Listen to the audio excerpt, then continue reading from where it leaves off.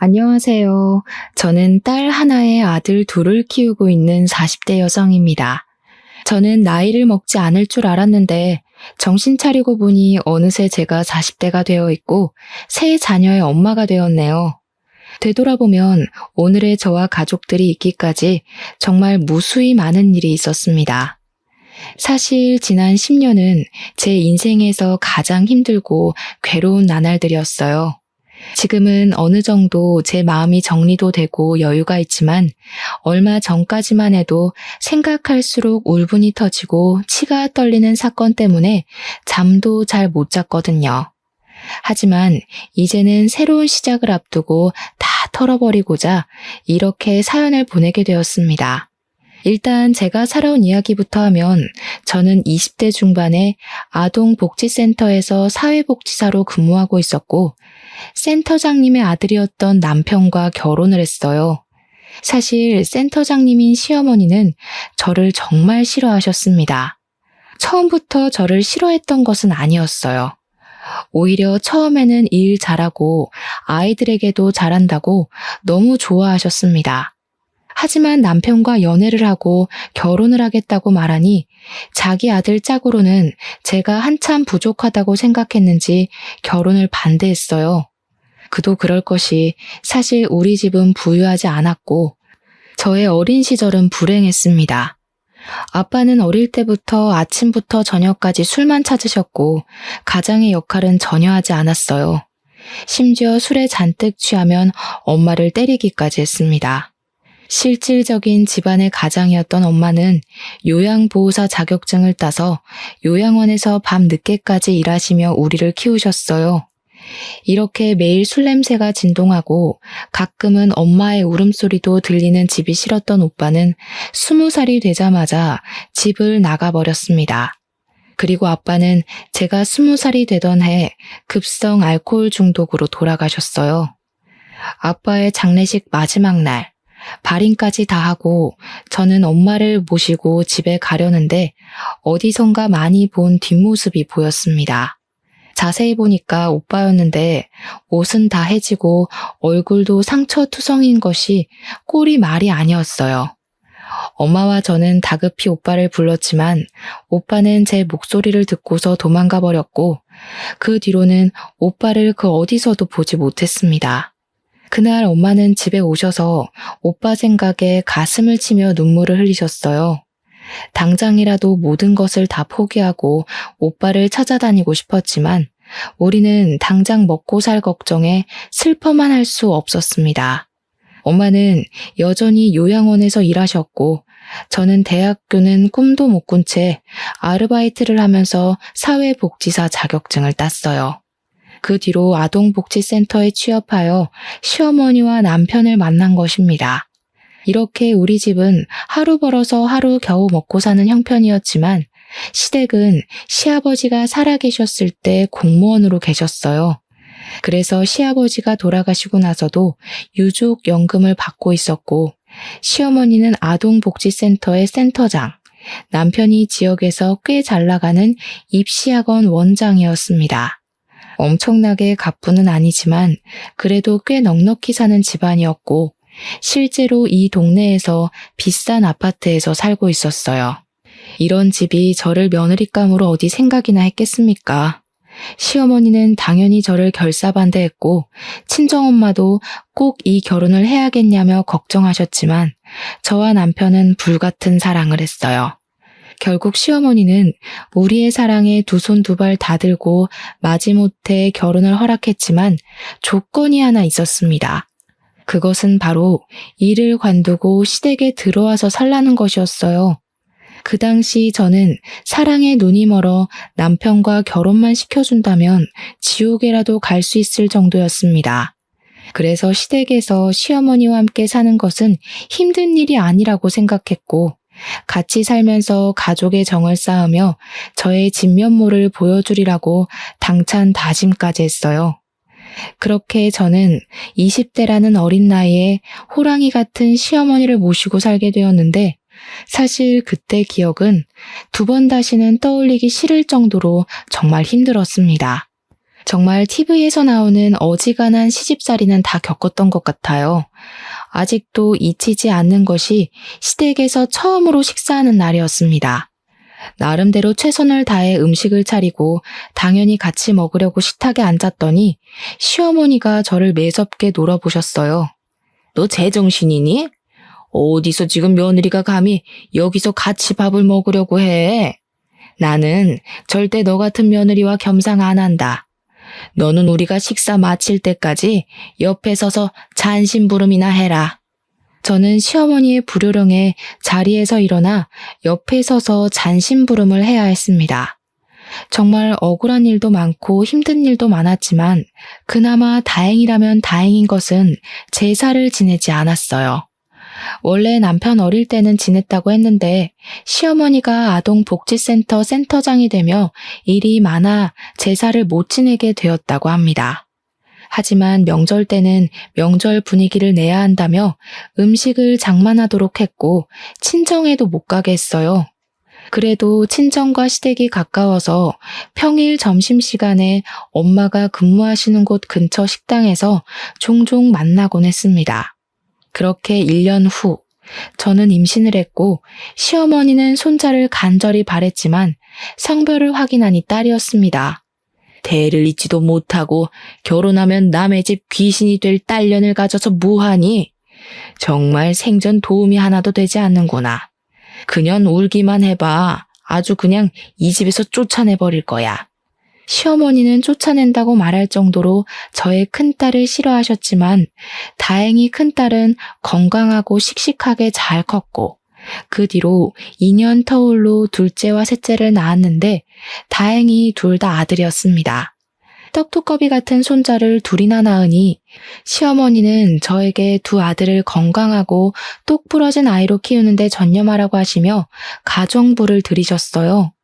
그러나 여전히 주방일은 다 저의 몫이었습니다.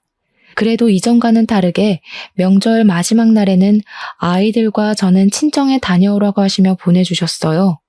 저는 남편과도 같이 가고 싶었지만 남편은 학원 일로 바빠서 유일하게 쉬는 날이 명절인데 그날 꼭 친정에 데리고 가야 하겠냐며 아이들과 저만 친정에 보내셨습니다. 비록 새 아이가 떼부리거나 울면 귀찮다고 밀어내버리셔서 눈치 보이기는 했지만 그래도 시어머니가 서서히 저에게 마음을 여는 것 같아서 저 스스로가 참 뿌듯했어요. 그러던 어느 날이었습니다. 저는 일주일에 한 번씩 아이들을 가정부 이모님께 잠깐 부탁하고 마트에서 장을 보곤 했는데 언제부턴가 마트 가는 길에 있는 한 젊은 노숙자가 눈에 띄었어요. 그 노숙자는 젊은 시절 오빠와 너무 닮아서 노숙자를 보고 있으면 오빠가 떠올라 자꾸 신경이 쓰였습니다. 그래서 음식을 할 때마다 일부러 많이 해서 일회용 도시락에 담아 한 번씩 주고는 했어요. 아무래도 아이들이 어려 매일 주지는 못해도 제가 장을 보러 가는 날에는 꼭 일회용 도시락에 오래 두어도 상하지 않을 음식들을 챙겨서 가져다 주었고 그때마다 노숙자는 감사하다고 하며 음식을 허겁지겁 먹었습니다. 그러던 어느 주말, 모처럼 한가한 날이라 시어머니를 모시고 남편 아이들과 함께 도시락을 넉넉히 싸서 인근 공원으로 산책하러 나갔습니다. 공원은 마트 건너편으로 공원에 가기 위해서는 노숙자가 있던 곳을 지나가야만 했어요. 그날도 역시 노숙자가 앉아 있었고 남편은 노숙자를 보며 젊은 사람이 이래야지 저렇게 구걸만 해서 되겠냐고 하며 대놓고 노숙자를 비난했습니다.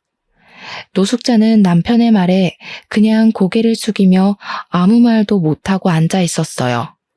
저는 공원에 가서도 자꾸 그 노숙자가 생각나서 다음날 노숙자를 찾아가 이것저것 챙겨주었습니다.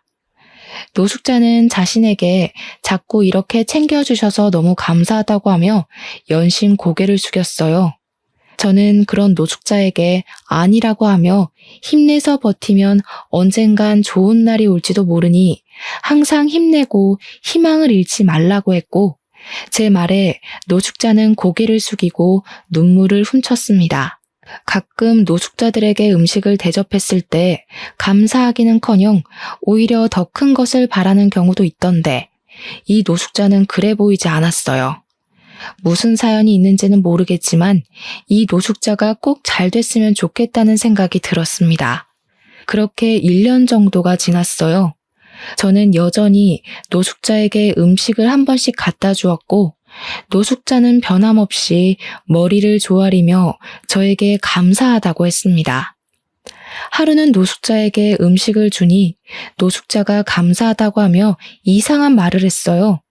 저 사모님, 제가 이런 이야기하는 게 맞는지 모르겠는데 사장님 한번 잘 살펴보세요. 최근에 부쩍 젊은 여성분과 다정하게 자주 다니시더라고요. 그게 무슨 말이세요? 저희 남편이 바람이라도 피운다는 것이에요? 아니면 다행이지만 그래도 혹시 모르니까요. 제가 이래봬도 이 자리에서 1년 정도 있었잖아요. 1년이라는 시간 동안 있으면서 본 게 있어서 그래요. 한번 사장님 잘 살펴보세요. 저는 노숙자의 말을 듣고 처음에는 그냥 잘못 본 거겠거니 하고 말았습니다. 그런데 집에 와서 곰곰이 생각해보니 그간 남편의 행적이 조금 수상하기는 했어요.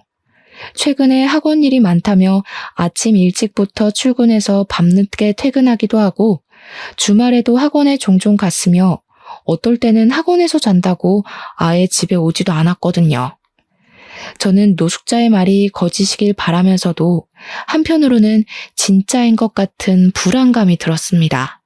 그러다 제 생일이 다가왔어요.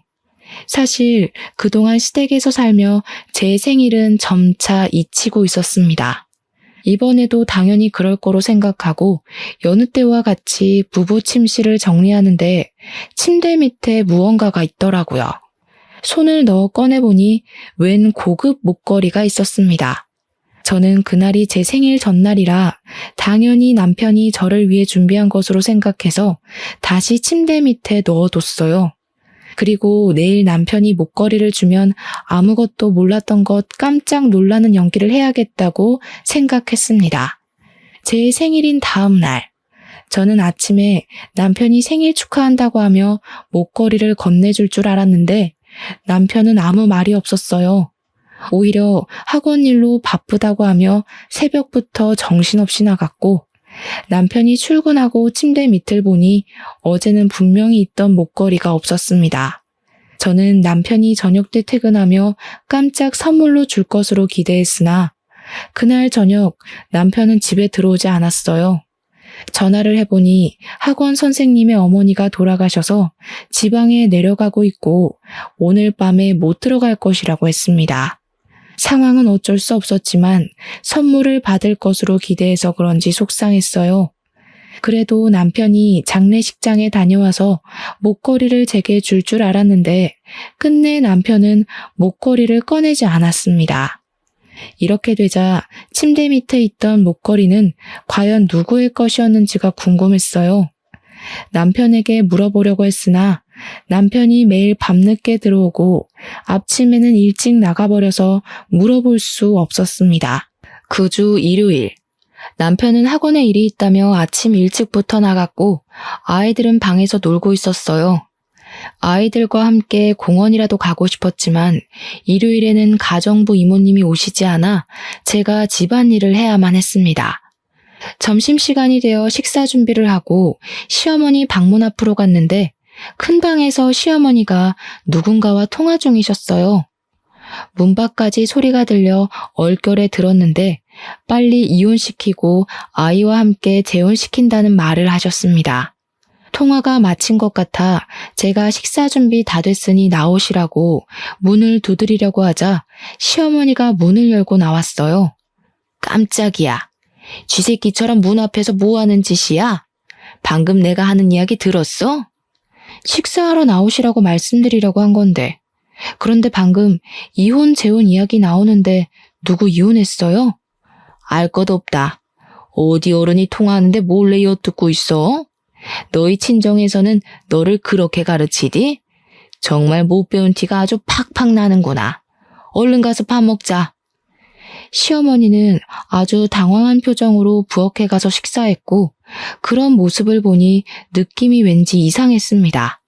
그날 저녁 남편이 퇴근 후 샤워하는데 자꾸 옷장에서 진동 소리가 났어요. 옷장 문을 열어보니 남편 양복 주머니에서 진동 소리가 나고 있었고 주머니 안에는 처음 보는 핸드폰이 있었습니다. 핸드폰을 꺼내보니 발신자 이름이 없고 핸드폰 번호 11자리만 적혀 있었는데 가운데 자리는 남편 생년월일과 같았고 끝자리가 남편 핸드폰 번호와 똑같았어요. 그리고 핸드폰 케이스에는 하트 그림이 그려져 있었습니다. 제가 전화를 받으려던 찰나 남편이 샤워하고 나왔어요. 남편은 제가 전화를 받으려는 모습을 보자 기겁을 하며 후다닥 핸드폰을 빼앗아 갔습니다. 뭐야, 남의 핸드폰을 왜 함부로 네가 받아? 이게 얼마나 중요한 전화인데. 계속 전화가 오길래 근데 이 핸드폰은 무슨 핸드폰이야? 자기 핸드폰 이거 아니잖아. 이거 학원에서 학부모님들, 학원 거래처 사람들과 연락하는 핸드폰이야. 언제 개통한 거야? 그리고 케이스는 그게 뭐야? 자기 원래 이런 케이스 유치하다고 안 좋아하잖아. 그냥 학생들이 선물로 줘서 한 거야. 뭘 그렇게 따져대. 아무튼 나 전화하고 올게. 남편은 핸드폰을 들고 굳이 집 밖에 나가서 전화통화를 했습니다. 아무리 학원 업무용 핸드폰이라지만 이렇게까지 화를 내는 것, 그리고 업무상의 전화를 굳이 밖에까지 나가서 하는 것이 이상했어요. 그리고 제일 이상한 것은 남편의 취향에 전혀 맞지 않은 하트 그림의 핸드폰 케이스였습니다. 원래 남편은 핸드폰 케이스도 항상 투명하거나 무채색만 했지 이런 그림이 그려진 것은 단 한 번도 한 적이 없었어요. 결혼 전 연애할 때 제가 사줘본 적은 있지만 그때도 유치하다고 절대 끼고 다니지 않았습니다. 젊을 때 그랬던 사람이 40대가 돼서 그런 핸드폰 케이스를 자발적으로 낀다는 것은 아무리 생각해도 말이 안 되는 소리였어요. 이상한 생각은 꼬리에 꼬리를 물었고 일단 그 번호 주인을 알아봐야겠다는 생각에 아까 전화 온 핸드폰 번호를 저장했습니다. 한번 보기는 했지만 가운데 자리는 남편의 생일이고 끝자리는 남편의 핸드폰 번호와 같아서 쉽게 기억할 수 있었어요.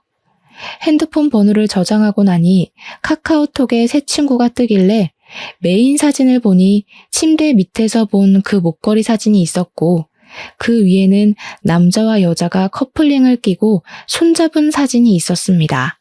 그리고 상태 메시지에는 남편의 이니셜 하트 그리고 400일이라는 글씨가 있었어요. 저는 직감적으로 이 남자의 손이 남편의 손이고 이 핸드폰 번호의 주인은 남편과 불륜을 저지르고 있는 여자의 번호라는 것을 알았습니다. 그날 밤 남편은 상간녀와 통화를 하고 서재에서 잠을 잤고 저는 부부 침실에서 혼자 있으며 이 상황을 어찌해야 할지 고민했어요. 밤을 꼴딱 새우고 다음날 아침, 남편은 역시 새벽부터 출근했습니다. 저는 모두 출근한 뒤 방으로 들어가 상간녀의 번호로 전화를 했으나 받지 않길래 제가 남편의 아내인데 한번 만나서 이야기 좀 나눠야겠다고 문자를 보냈어요. 상간녀는 제 문자에 바로 전화를 했고 우리는 그날 오후에 한 카페에서 만났습니다. 은찬이 오빠랑 같이 사는 분이 그쪽이에요? 참 저렴하게도 생기셨네. 뭐 암튼 저 은찬이 오빠랑 결혼할 거고 은찬이 오빠 어머니도 저 알고 계세요. 들어보니까 둘이 이혼시키고 저랑 재혼시킬 생각이신 것 같던데. 아, 물론 아이들과 함께요. 사실은 제가 돈은 많아도 임신은 못하는 처지거든요. 솔직히 앞길이 창창한 은찬이 오빠가 그쪽보다는 건물주 딸인 제가 더 잘 어울리지 않겠어요? 게다가 아이도 아들 둘에 딸 하나 있으면 보기 좋은 오붓한 가정이 되겠네요. 뭐? 지금 유부남이랑 불륜을 저지른 주제에 뭘 잘했다고 이렇게 당당해? 그리고 우리 아이들을 내가 언제 너한테 맡긴대? 허튼 생각을 참 정성껏 또 한다. 언니가 아무리 그래도 어머니, 은찬이 오빠 모두 말 끝난 상황이에요. 이미 1년 전부터 명절 마지막 날에는 그 집에도 갔는걸요. 그리고 언니가 자던 침대에서 은찬이 오빠랑 잠도 자고요. 이미 어머니는 저를 며느리로 생각하고 있다고요. 그러니까 괜히 난리치지 말고 그냥 조용히 혼자 꺼져주세요. 아시겠어요? 생각해보니 1년 전부터 시어머니가 명절 마지막 날에는 꼭 저와 아이들을 친정에 보내셨습니다. 저는 감사한 마음에 친정에 갔었는데 사실은 남편 상간녀와 함께 시간을 보내려고 했던 것이라는 생각을 하니 남편과 시어머니에 대한 배신감과 분노에 눈이 뒤집히고 온몸이 부르르 떨리더라고요. 저는 끝까지 뻔뻔한 상간녀에게 너무 화가 나서 앞뒤 생각할 겨를도 없이 상간녀의 면상에 물을 뿌렸습니다. 상간녀가 당황해하며 저에게 정신 나갔냐고 하며 소리를 지르길래 뺨도 때렸어요. 정신 나간 건 너지. 어디서 애까지 있는 남의 나자 뺏어놓고 큰 소리야. 나도 불륜까지 저지른 남편과 같이 살 마음은 죽어도 없지만 곱게 끝내진 않을 거야. 너한테도 상간녀 소송 걸 테니까 준비 단단히 하고 있어. 내가 너랑 남편이라는 작자, 그리고 너를 가족으로 받아들인다던 시어머니까지 모조리 다 박살낼 거야.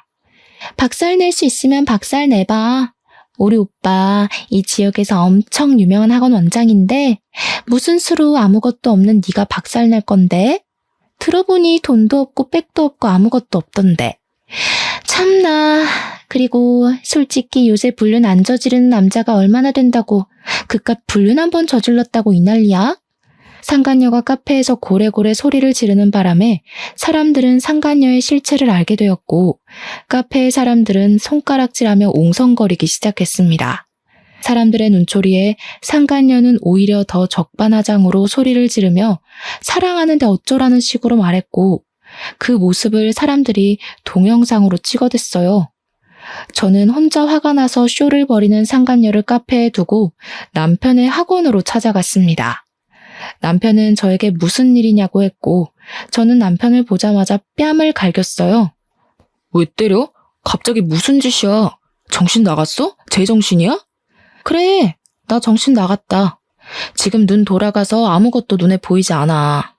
나 그동안 너 하나만 바라보고 모진 시집살이 다 견뎌왔는데 어떻게 네가 다른 여자랑 바람이 날 수가 있어? 지금 이런 상황에서 내가 안 미치는 게 이상한 거지. 지금 사람들이랑 학생들 앞에서 무슨 소리를 하는 거야? 헛소리 그만해, 쪽팔리게. 바람 피우고 불륜 저질러서 쪽팔린 건 아나 보지? 지금 네 상간녀 보고 다 확인하고 오는 길이야, 이 새끼야. 나, 더는 너랑 못 살아. 너네 집 망가뜨리고 이혼할 거야, 그렇게 알아. 남편은 나에게 쪽팔리니 빨리 나가라고 했고 학원에 있던 중고등학생들이 나와 남편의 싸움을 영상으로 다 찍었습니다. 그때가 겨울방학 기간이라 중고등학생들이 꽤 있었거든요. 남편은 학생들에게 당장 영상을 지우라고 난리를 쳤고 저는 학원에서 빠져나와 바로 시댁으로 향했습니다. 시댁에는 첫째, 둘째 아이는 어린이집에 갔고 셋째 아이와 가정부 이모님만 있었어요. 저는 바로 방으로 들어가 아이들 짐과 제 짐을 챙기고 퀵서비스를 불러 모든 짐을 보내버렸습니다. 밖에서 씩씩거리면서 와서 짐을 챙기는 저를 본 가정부 이모님은 이게 다 무슨 일이냐고 했어요. 저는 가정부 이모님한테 오늘 카페에서 알게 된 모든 사실을 다 말한 뒤 이 집 박살낼 테니 가정부 이모님도 얼른 나가시라고 했습니다. 가정부 이모님은 사실 다 알고 있었다며 남편과 상간녀가 집 앞에서 데이트하는 사진을 저에게 주셨어요. 그러면서 이모님이 이 집에 들어오게 된 경위를 이야기해 주셨습니다. 원래 이모님의 남편은 이 집의 운전기사였다고 해요. 그런데 기사로 일하면서 시어머니와 남편에게 온갖 막말을 다 들었다고 하며 녹음된 파일을 들려주었는데 정말 욕설이 엄청나더라고요. 결국 이모님의 남편은 공황장애, 우울증, 대인기피증으로 밖에 나오지 못하는 상황이고 이 모습을 본 이모님은 이 집구석 무너뜨릴 생각으로 가정부가 되어왔다고 했습니다. 그러면서 이 집에 남아 도울 것이 있으면 도울 테니 언제든지 연락하라고 했어요. 저는 가정부 이모님과 대화를 마친 후 그 망할 놈의 집구석에서 나와 새 아이를 데리고 친정으로 갔습니다. 일단 큰 소리치고 나왔는데 이 집을 어떻게 망가뜨려야 하나 고민이 되었어요. 그날 저녁 엄마가 퇴근하시고 집에 오셨고 저는 그동안의 상황을 다 이야기했습니다. 엄마는 처음부터 그 집구석 마음에 들지 않았는데 어떻게 사람들이 그럴 수 있냐고 하시며 엄마가 도울 일 있으면 언제든 말하라고 하셨어요. 엄마와 이야기하는데 시어머니에게 전화가 왔습니다. 야, 너 아들 학원에서 난동 피우고 왔다면서? 쪽팔리게. 솔직히 생각을 해봐라. 우리 아들한테 너같이 지질이 궁상인 년이 어디 어울릴 거로 생각하니? 그래도 네가 아들을 둘이나 낳아서 내가 그동안 사람 대접은 한 건데 며느리로는 절대 안 된다. 너같이 돈도 없고 무식한 것은 그냥 아이만 낳아주고 꺼져주면 돼. 알겠어? 그러니까 아이들은 두고 이혼해라. 아이들 두고 이혼하면 내가 돈 많이 줄게. 너네 집 돈도 없잖니. 아이만 낳아주고 꺼져요? 제가 잘못한 것도 아닌데 제가 왜 제 배 아파서 낳은 아이들을 두고 이혼해야 해요? 남편이나 시부모님이나 우리 아이들 한번 놀아나 주셨어요? 다정스럽게 간식거리라도 하나 챙겨본 적 있냐고요. 전 절대 우리 아이들 못 보냅니다. 제가 무슨 수단과 방법을 써서라도 반드시 당신들 무너뜨릴 거니 그리하세요. 네가 무슨 수로 무너뜨릴 거니? 돈이 있니 명예가 있니 권력이 있니? 쥐뿔도 없는 주제에 괜히 설치다가 다치지 말고 그냥 포기해라. 이 말 듣고 도끼가 단단히 오른 저와 엄마는 시어머니의 센터 그리고 남편과 상간녀까지 반드시 망하는 모습을 봐야겠다고 다짐했습니다. 집에서 잠시 쉬고 있는데 가정부 이모님이 만나자고 연락이 왔어요. 약속된 장소로 나가보니 이모님이 아까는 정신이 없어서 말을 못했다며 볼펜 녹음기를 하나 건네주셨습니다. 사실 그동안 볼펜 녹음기를 가지고 출근했었는데 앞으로 이혼 소송할 때 도움이 될 것 같다고 하시면서요. 저는 감사한 마음으로 가정부 이모님께 볼펜 녹음기를 받았고 친정집으로 다시 가는 길에 노숙자를 보았습니다. 평소처럼 마트에서 노숙자에게 이것저것을 사서 건네다가 제가 매일 지니고 다니던 오빠의 사진을 노숙자 앞에 떨어뜨렸어요. 노숙자는 오빠의 사진을 보더니 오빠의 이름을 말하며 맞냐고 물었습니다. 저는 맞는데 어떻게 하시냐고 했더니 원래 이 근처에서 크게 학원을 하시던 학원 원장님이셨다고 하며 항상 지나가실 때마다 자신에게 음식을 사주시던 분이라고 했어요. 그런데 갑자기 다른 지역으로 이사하셨고 가시면서 혹시 힘든 일 있으면 연락하라고 하시며 명함을 주고 가셨다고 합니다. 그러면서 노숙자는 오빠의 이름이 적힌 명함을 건네주었어요.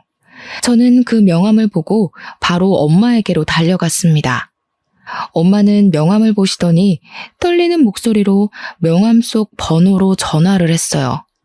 오빠는 엄마의 목소리를 듣자마자 바로 엄마임을 알아차렸고 우리는 눈물을 흘리며 오빠에게 지금 사는 곳을 물었습니다. 노숙자의 말대로 오빠는 대학 입시 컨설팅 학원을 운영하고 있었고 오빠가 있는 곳은 우리가 사는 곳 바로 옆 동네였어요. 다음 날 오빠는 저와 엄마가 사는 집으로 왔고 엄마는 요양원에 연차까지 내고 오빠를 위해 엄청난 음식을 준비했습니다. 우리는 밥을 먹으며 서로 살아온 이야기를 나눴어요. 오빠는 20살 때 집을 나가 막노동을 하며 고시원에서 생활했다고 합니다. 그곳에서 잠을 거의 자지 않고 열심히 공부했고 그 결과 우리나라에서 가장 유명한 수도권 대학교에 전액 장학금을 받고 진학했어요. 대학교 졸업 후 회사에 취업했지만 회사 생활은 생각보다 적성이 맞지 않아 1년 만에 관뒀고 그 뒤로 고등학교 학생들에게 과외를 했는데 입소문이 나면서 학원까지 차리게 되었습니다. 이 학원의 위치가 바로 남편 학원 근처였고 여기서 근무하며 노숙자를 봤다고 해요. 저는 오빠에게 저도 그동안 살아온 이야기를 하며 지금 사실 이혼을 하려 한다고 했습니다. 오빠는 제 이야기를 듣더니 남편이 학원 원장이었으면 자신이 알 수도 있겠다면서 남편의 사진을 보여달라고 했고 제가 핸드폰에서 남편의 사진을 찾아 보여주니 이 사람이 정말 남편이냐고 물었습니다. 오빠가 하는 말이 남편 학원 학생들이 오빠네 학원으로 옮기자 남편은 사실무근의 소문을 내며 오빠를 괴롭게 했다고 해요. 그래서 오빠는 똥이 무서워서 피하냐 더러워서 피하지 하는 심산으로 이사를 했고 지금은 학원이 위치가 좋아서인지 학생들이 이전보다 많아졌고 더 잘 되고 있다고 합니다. 엄마는 오빠가 살아온 이야기를 듣더니 정말 고생 많았겠다고 하며 오빠를 꼭 안아주셨어요. 오빠는 남편으로 인해 우리 남매 둘 다 너무 고생했다며 그놈들 절대 가만두면 안 되겠다고 했습니다.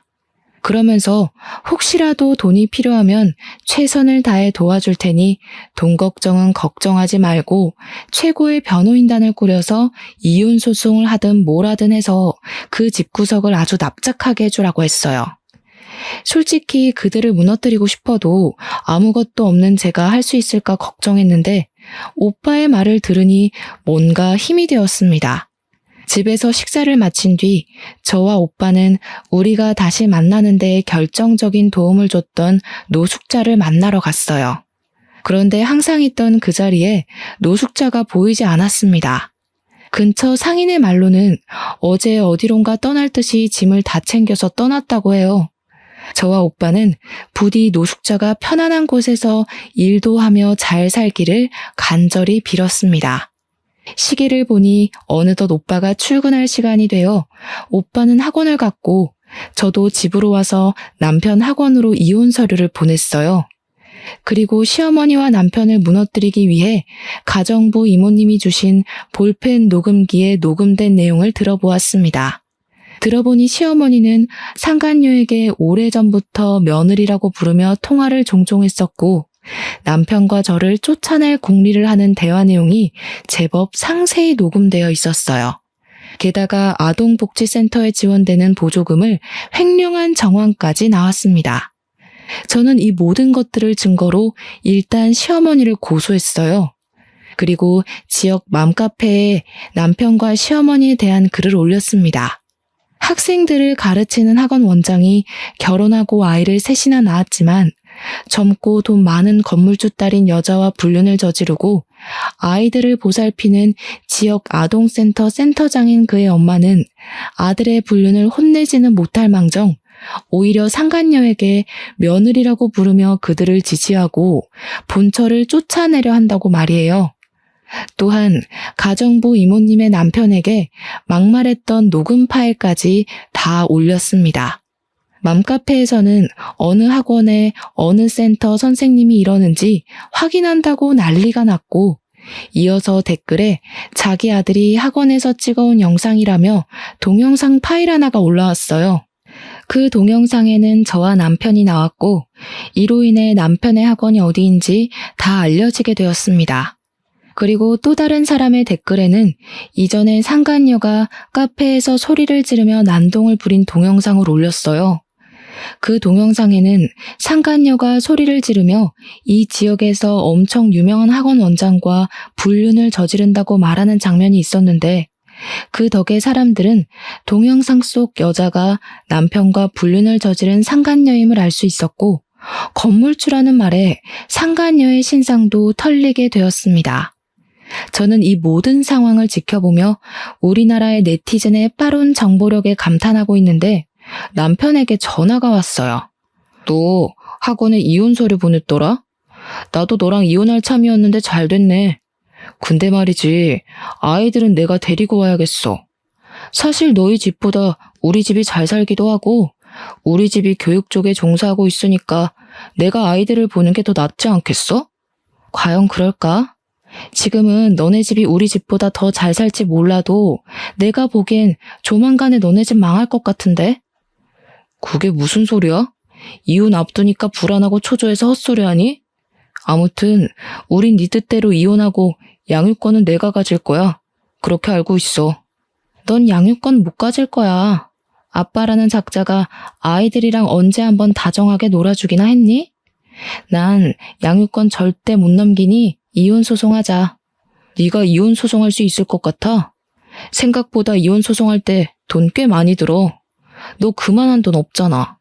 괜히 무리하지 말고 그냥 좋게 말할 때 내 말대로 해. 그게 너도 좋을걸? 고양이 쥐 생각해주는 거니? 너 걱정은 눈물 나게 고맙지만 내가 설마 이혼 소송할 돈도 없을까봐? 걱정하지 마. 최고의 변호인단 꾸려서 너 아주 철저히 밟아줄 테니까. 남편은 끝까지 자신의 잘못은 뉘우치지 않은 채 저를 비꼬았습니다. 남편과 통화를 해보니 절대 저에게 쉽게 양육권을 넘기지 않을 것 같아 변호사를 만나러 갔어요. 변호사는 제가 준비한 모든 자료를 듣더니 충분히 이혼 소송에서 승소할 수 있고 상간녀 소송에 양육권 소송까지 가능하겠다고 했습니다. 저는 변호사의 말에 바로 이혼 소송과 양육권 소송을 진행했고 상간녀에게는 상간녀 소송을 진행했어요. 소송에 들어가는 비용은 고맙게도 오빠가 다 지원해 주었습니다.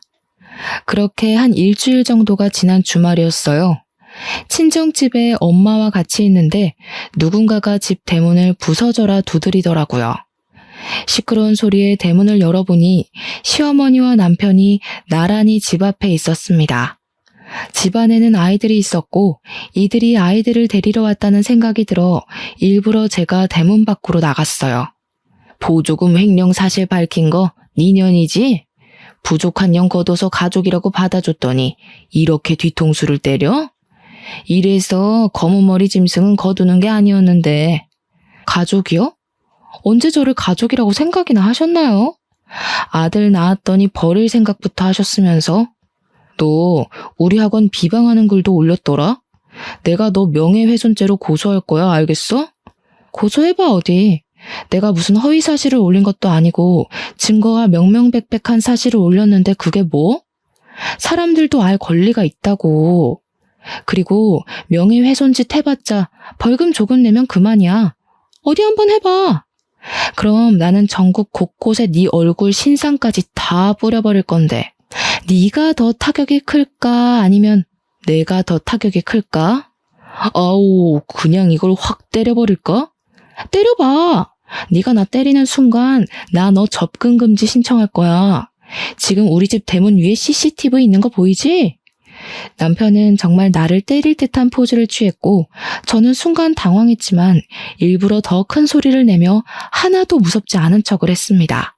이렇게 저와 시어머니, 남편이 한창 말싸움을 벌이는데 엄마가 굵은 소금을 큰 대야에 잔뜩 가져오셨어요. 그러더니 엄마는 그 소금을 시어머니와 남편에게 뿌렸습니다. 너는 왜 이딴 사람 같지도 않은 것들이랑 말을 섞니? 그냥 아끼야 물러거라 하고 소금이나 뿌리면 그만이지. 야, 너 뭐 하는 거야? 싸구려 집에서 사니까 하는 행동도 이딴 싸구려지. 뭐? 싸구려? 그래, 나 싸구려다. 어디 한번 오늘 싸구려한테 된통 당해봐라. 거지 같은 놈들아. 썩 꺼지지 못할까? 엄마는 대야에 있던 굵은 소금을 모조리 시어머니 남편에게 뿌렸고 그들은 소금을 맞으며 도망치듯 가버렸습니다. 잠시 후 엄마와 저는 대문 밖에 뿌린 소금을 치우러 다시 나왔어요. 그런데 상간녀가 문 앞에 서 있는 것이 아니겠어요? 저는 상간녀에게 방금 너네 오빠랑 그 엄마 소금 맞고 갔는데 너도 소금 맞고 싶어서 왔냐고 하니 상간녀는 대뜸 제 앞에서 무릎을 꿇었습니다. 언니, 제가 잘못했어요. 제가 카페에서 난리친 영상 보시고 아빠가 날 집에서 쫓아냈어요. 그래서 오빠 집에 들어가서 살려고 했는데 오빠도 그러고 어머니도 그러고 어떻게 카페에서 그 난리를 쳐서 우리 얼굴에 먹칠하냐고 하시고 불륜이 자랑이냐고 하시며 저를 또 쫓아내셨어요. 집에서도 저를 안 받아주시고 믿었던 오빠도 날 버려서 저 갈 데가 없어요. 사실 저는 직업도 없고 아빠 돈으로 그동안 먹고 살았는데 언니가 상간녀 소송까지 걸어서 지금 미칠 지경이에요. 이제 오빠랑도 헤어지고 정신도 차리고 살 테니 제발 상간녀 소송 좀 취소해 주시면 안 돼요? 카페에서 그 당당하던 모습은 어디 가고 이렇게 불쌍하실까? 그러게, 누가 그렇게 행동하랬니? 그리고 이렇게 일을 만든 사람은 바로 너야. 난 그래도 내 남편이 젊은 년이랑 바람난 게 쪽팔려서 조용히 말했는데 네가 그 카페에서 혼자 흥분하는 바람에 일이 이 모양까지 꼬였잖아. 아니야? 네가 일을 이따위로 만들어 놓고 인제 와서 무릎 꿇고 생난리야.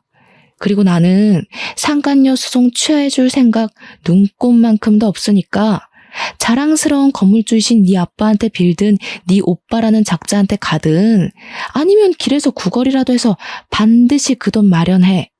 젊은 애가 사지육신 멀쩡한데 못할 건 또 뭐야? 상간녀는 당당하고 뻔뻔한 모습은 온데간데 없고 제 앞에서 무릎을 꿇고 사정을 봐달라고 빌었습니다. 어떤 사람은 이런 모습을 보면 불쌍해서 고소를 취하해주기도 하던데 저는 그런 모습을 보니 참 고소하더라고요. 아무튼 상간녀는 제가 고소 취하 안 해준다고 하자 우리 집안까지 들어오려고 하길래 저는 경찰을 불러서 쫓아냈습니다. 그 뒤로 상간녀 소송이 진행되었고 최종적으로 저에게 위자료를 지급하라는 판결이 내렸지만 상간녀는 돈이 없다는 이유로 저에게 위자료를 주지 않고 버텼어요. 그래서 저는 변호사의 말대로 채권 추심을 했습니다. 그 결과 상간녀의 통장은 압류당하고 상간녀의 계좌에 있던 돈을 빼올 수 있었어요. 그리고 남편은 불륜을 저지른 소문이 쫙 퍼져서 학원 수강생들이 썰물처럼 싹 빠져나가 학원은 문을 닫았고 이혼소송에서도 져서 저에게 위자료를 지급했습니다. 물론 양육권도 박탈당해서 양육비까지 매달 줘야 하는 상황이 되었어요.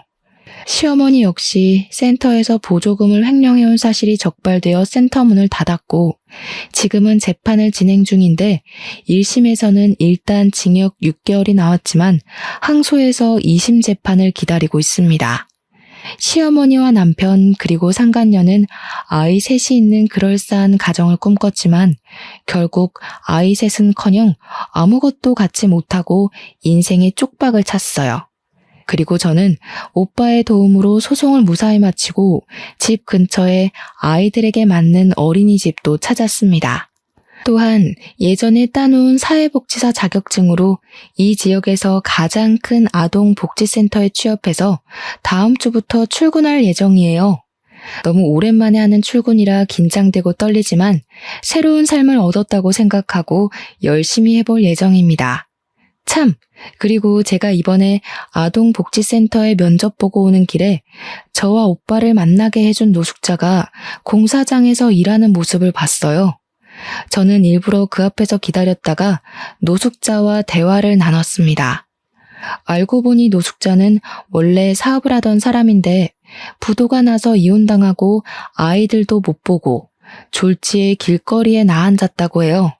이렇게 떠돌아다니다가 죽으려고 했는데 저도 오빠가 베풀어준 선의로 열심히 살 희망이 생기고 다시 일할 용기가 생겼다고 했습니다. 저는 그런 노숙자를 응원하며 기쁜 소식 들려줘서 고맙다고 했어요.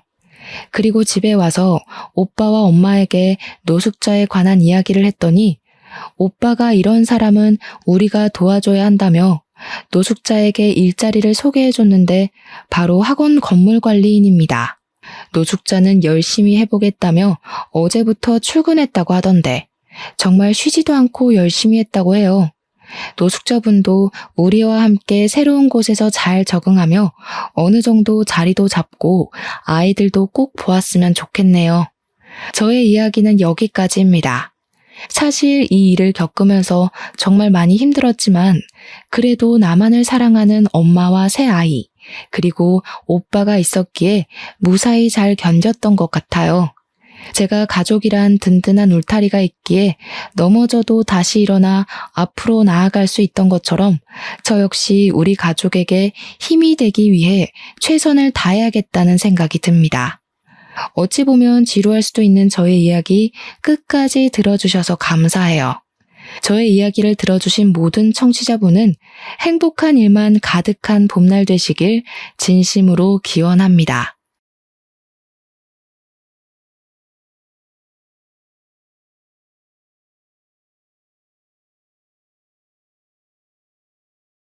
안녕하세요. 경기도에 살고 있는 초등학교 교사입니다. 저는 작년 이맘때쯤 연애 결혼했어요. 동시에 그 해에 이혼도 했는데요. 그럴 수밖에 없었던 제 사연 들어보시겠어요? 미혼인 교사는 선자리가 끊이지를 않습니다. 사귀던 남자친구랑 헤어지기라도 하면요. 주변에서 귀신같이 알고 소개의 자리를 내밀어요. 근데 저는 친구에서 연인으로 발전하는 게 좋거든요. 그래서 선이랑 소개팅은 내키지 않아 다 거절했습니다. 만나봤자 잘 안 될 거 알았거든요. 그러다 고등학교 동창회에서 남편을 만났어요. 예전보다 키도 훨씬 커지고 얼굴도 엄청 잘생겨졌더라고요. 동창회에 온 친구들 대부분 남편을 의식하고 있었어요. 그런데 남편은 제 옆자리에 와서 말을 걸더라고요. 안녕, 너 교사 됐다며? 축하해. 안녕. 날 기억해? 그럼 기억하지. 내가 너 좋아했었거든. 알고 보니 남편은 고등학생 때 혼자 저를 좋아했대요. 그렇게 서로 끌린 저희는 2년간 불같은 연애를 했습니다. 남편이 너무 잘생겨서 제가 홀라당 넘어가 버린 거죠. 남편은 전문직이라 벌이도 괜찮았어요. 우연인지 취미랑 성향도 비슷했습니다. 적어도 연애 때는 그랬던 것 같아요. 그리고 둘 다 취미로 주식을 공부했어요. 이야기할 거리가 많았죠. 시댁 식구들도 처음에는 저 예쁘다고 다 잘해줬습니다. 저희 부모님도 제가 좋으면 다 좋은 거라 하셔서요. 무조건 제 의견을 따르셨죠. 그렇게 결혼까지 순조롭게 진행됐어요. 물론 결혼 후에 모든 게 바뀌었지만요. 차라리 남편과 순수한 학생 때 만났더라면 어땠을까 싶네요. 이제 남편의 모든 게 제 인생에서 지우고 싶은 흔적이 됐으니까요. 옳게, 친정이사 잘 도와주고 왔어? 부산까지 갔다 오느라 고생이 많았네. 네, 신경 써주셔서 감사해요. 근데 어쩌다 부산에 자리를 잡으신 거야? 서울이나 경기도 쪽에 계속 사셨으면 좋았을 텐데. 서로 불편하게 왔다 갔다 안 해도 되잖아. 아, 그게 아버지 고향이라서요. 그래도 지방에서 얼마나 불편하시겠어? 혹시 집값 때문에 내려간 거 아니야? 딸이랑 시댁은 경기도 신축 아파트에 살고 있는데 사돈 어른들 말은 안 하셔도 여러모로 체면이 안 살겠다. 그런 거 아니에요. 그리고 지방이 뭐 어때서요? 어디든 다 사람 사는 곳이잖아요. 걱정하지 않으셔도 돼요. 자식 출가하고 늙을수록 기댈 곳이 집뿐이거든. 지금은 몰라도 나중에 후회하실걸? 아휴, 사돈 어른도 아들이 있으셨으면 좋았을 텐데. 그럼 좀 기대고 사셨을 거 아냐? 고작 나랑 1살 차이 나면서 친우는 할 말 못할 말을 구분하지 못했어요. 기댈 곳이 왜 없어요? 돈만 있으면 다 되는 세상인데. 저희 친정 부모님 그 정도 여유 있으세요. 저도 계속 챙길 거고요. 그리고 여기보다 훨씬 더 좋은 새 아파트로 이사 가셨는걸요? 결혼했으면 말야, 남편을 챙겨야지. 시집 간다는 말이 괜히 있겠어? 올케가 잘 모르나 본데 여자는 시가를 살뜰히 챙겨야 해. 근데 사돈 어른들은 설마 전세로 가신 거야? 아니죠, 자가죠. 저는 시집 왔다고 생각 안 해요. 남편이랑 저랑 살림을 둘이 합친 거죠. 하긴 지방 아파트값 똥된 지 오래니까. 가만 보면 올케는 어떻게든 날 이겨먹으려고 하네. 우리가 1살 차이라고 해도 날 공경해야지. 엄연히 윗사람이야. 남편 누나잖아. 앞으로 조심해줘. 신우의 꼰대짓에 제가 반박하려는데 남편이 말했어요. 누나, 미안한데 지금 장인어른 장모님 땡땡 아파트에 사셔. 진짜? 거기 브랜드 아파트잖아. 지방이라서 저렴하게 내놨나? 모르는 소리마 누나. 거기 부자 동네야. 나도 처음에 지방은 아파트 전부 저렴할 줄 알았거든. 아닌 곳도 있더라. 똑같이 비싸. 가보니까 엄청 좋더라. 그래봤자 지방이잖아. 머지않아 똥값 될걸? 아니 너는 왜 여자들끼리 대화하는데 끼어들어? 형님, 아무리 제가 편하셔도 말씀 좀 가려서 해주세요. 저희 엄마 아빠 걱정은 해도 제가 하고요. 형님은 시댁 걱정만 하시면 될 것 같아요. 어머님이랑 아버님 주택 오래됐잖아요. 리모델링이라도 해드려야 할 텐데 생각해 보셨어요? 남편은 또 자기 누나라고 제게 바로 화를 냈어요. 당신 미쳤어? 시댁이 우스워? 리모델링? 우리 집 보고 그런 생각했어? 그리고 우리 누나랑 1살 차이라고 윗사람 대접 안 하겠다는 거지? 방금 못 들었어? 형님이 여자들 일에 끼어들지 말아잖아. 난 형님이 친정 걱정해 주시니까 나도 걱정돼서 하는 말이잖아. 신우는 뭐라 반박도 못 하더라고요. 제가 한 방 먹였죠. 물론 그날 이후 신우의 시집살이는 더 심해졌어요. 한 번은 신우가 제 가방에 시비를 걸더라고요. 옳게. 가만 보면 명품이 꽤 있다. 그 가방은 또 어디서 난 거야? 아, 짝퉁? 퀄리티는 좋네. 아, 이거요? 무슨 소리예요? 당연히 백화점에서 샀죠. 백화점에서 샀다고? 쥐꼬리만한 월급으로 어떻게 산 거야? 야, 너가 사줬냐? 남편은 한심하게 코를 후비며 말했습니다. 미쳤냐? 내가 돈이 어딨어. 보너스 받은 걸로 샀어?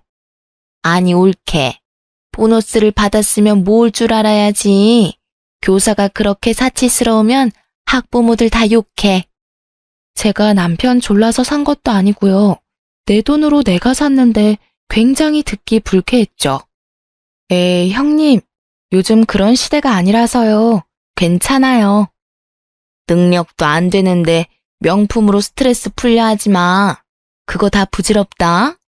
사실 백화점 가방이나 보세 가방이나 질은 비슷하잖아. 같은 교사들 품격 낮추지 말고 검소한 모습으로 다녀. 형님은 명품이 싫으세요? 아무래도 너무 비싸죠. 근데 비싸긴 해도 한 번 사면 오래 들 수 있어서 좋아요. 그리고 샤테크라고 요즘은 가방으로도 수익을 남기는 세상이잖아요. 아, 형님이 교직에 안 계시니 잘 모르시나 봐요. 교무실 오면 깜짝 놀라시겠다. 제 동료 교사들도 보너스 받을 때마다 1년에 하나씩은 구매들 하거든요. 지금 나 무시하는 거야? 내가 공부방이나 운영하고 있다고 무시하는 거지? 그럴 리가요. 저는 그냥 됐어. 난 신랑이 명품 사준다고 해도 거절하는 사람이야. 올케랑 다르다고. 그깟 가방 얼마나 한다고? 돈이 없어서 안 사는 게 아니라 사치를 하기 싫은 거야. 공부방에 오는 학부모들 내가 명품 들고 있으면 말이야. 얼마나 질투하겠어. 아니, 제가 제 돈으로 가방 하나 못 살 경제력은 아니거든요. 사실 취미로 주식을 하고 있는데 수입이 꽤 짭짤해요. 교사 월급은 잘 모으고 있고요. 주식 수익은 따로 통장 만들어서 여행 가거나 가방 구매해요. 남편도 주식을 하는데 제 덕에 부수입 많이 챙기고 있고요. 그 부분은 월급이 아니니 당연히 서로 터치를 안 해요. 근데 제가 명품 쓴다고 형님이 더 난리인 거죠. 저는 그런 부분까지 설명하고 싶지 않아 남편을 째려봤습니다. 신우도 남편을 째려보더라고요. 평소랑 달리 중간에서 가만히 있으니까요. 남편은 시댁 식구들 앞에서는 주식 이야기를 꺼려해요. 그래서인지 이 상황을 모른 척했어요. 누나 말이면 꿈뻑 죽는 사람인데도요. 그러다 얼마 뒤였어요. 사촌 언니랑 명품 매장에 갔는데 신우이를 딱 마주쳤습니다. 이거랑 또 이거 이렇게 4개로 분할 결제 좀 해주세요. 네, 고객님 결제 도와드리겠습니다. A카드는 30만 원, S카드는 15만 원. 가만 보자. 형님, 옳게? 아, 나도 한번 와봤어. 신랑이 하도 사라고 해서. 옆에는 누구? 아, 사촌 언니요. 언니가 가방 예약한 게 있다고 해서요. 그래? 안녕하세요. 네, 안녕하세요. 그때 사촌 언니가 예약을 걸어둔 가방을 다른 직원이 들고 왔습니다. 예쁘네요. 일시불로 결제해 주세요. 그때 신우 담당 직원이 말했어요. 고객님, 죄송하지만 카드가 전부 한도 초과입니다. 그럴 리가요. 다시 해보세요. 아까 말한 대로 긁은 거 맞아요? 혹시 금액을 다르게 입력한 거 아니에요? 순서대로 천천히 해보세요. 사촌 언니랑 제 앞에서 신우는 민망한 상황이 연출됐죠. 신우는 얼굴이 벌개져서 직원에게 작은 목소리로 다그쳤어요. 함께 있던 제 사촌 언니는 참지 못하고 푹 하고 터져버렸습니다. 신우가 들었는지 저를 살짝 째려보더라고요. 저는 모르는 척 안 들리는 척 했어요. 뭐 이따위야? 다음에 다시 올게요. 옳게. 난 마음에 드는 게 없어서 먼저 갈게. 네, 들어가세요. 뭐야? 저 여자 너 괴롭힌다던 그 신우 맞지? 카드를 도대체 몇 개 내민 거야? 뭐 다 한도 초과야? 혹시 저렇게 창피당했다고 괜히 또 나중에 너한테 시비 거는 거 아니야? 아니야, 내가 뭘 했다고. 아무것도 안 했는데. 근데 사촌 언니 말이 맞았어요. 여보, 일요일 날 말이야. 누나한테 좀 가봐. 왜? 나 바빠. 월요일 참관 수업 있어서. 누나 공부방 좀 가서 보라고. 시간 되지? 무슨 소리야 그게. 내가 왜? 교사 겸직 안 되는 거 몰라? 몰래 도와주면 되잖아. 누나 그날 일 있대. 고급 인력 이때 한번 써먹어야지. 뭐? 고급 인력?